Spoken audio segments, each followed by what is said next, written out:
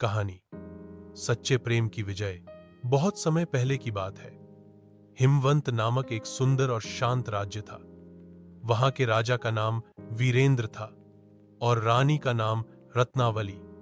राजा वीरेंद्र एक बहादुर, न्यायप्रिय और प्रजा के कल्याण के लिए समर्पित राजा थे।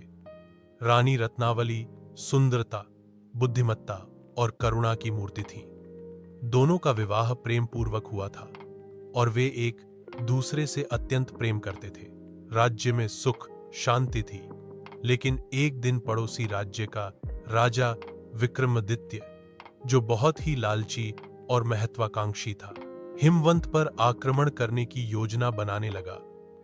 उसे राजा वीरेंद्र की शक्ति और रानी रत्नावली की बुद्धिमत्ता से जलन थी।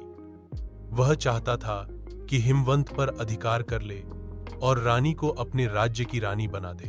एक रात अचानक विक्रमादित्य की सेना ने हिमवंत पर हमला कर दिया। युद्ध शुरू हो गया।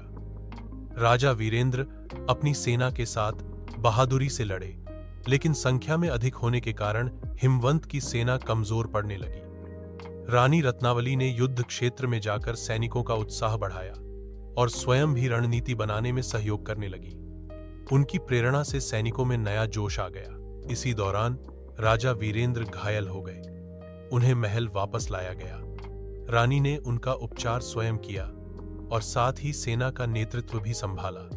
रानी रत्नावली ने युद्ध नीति का ऐसा अद्भुत प्रयोग किया कि शत्रु सेना भ्रमित हो गई। उन्होंने गुप्त रास्तों से अपनी सेना को दुश्मनों के शिविरों में भेजा और उन्हें पीछे से घेर लिया।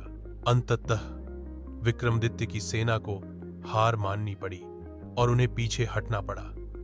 रानी रत्नावली की बुद्धिमत्ता और साहस ने राज्य की रक्षा की। राजा वीरेंद्र जब स्वस्थ हुए तो उन्होंने पूरे दरबार में रानी की वीरता का गुणगान किया।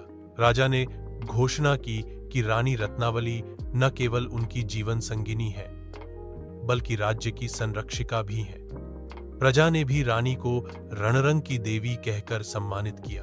उस दिन के बाद हिमवंत राज्य में और भी अधिक प्रेम, सम्मान और एकता का माहौल बन गया। राजा और रानी का प्रेम और विश्वास सभी के लिए आदर्श बन गया। शिक्षा: यह कहानी हमें सिखाती है कि सच्चा प्रेम, साहस और बुद्धिमत्ता से किसी भी कठिन परिस्थिति का सामना किया जा सकता है। अगर आप चाहते हैं कि यह कहानी किसी विशेष शैली, जैसे बच्चों के लिए, ऐतिहासिक, परिकथा आदि में हो, तो बताइए। मैं उसी अनुसार इसे बदल सकता हूं।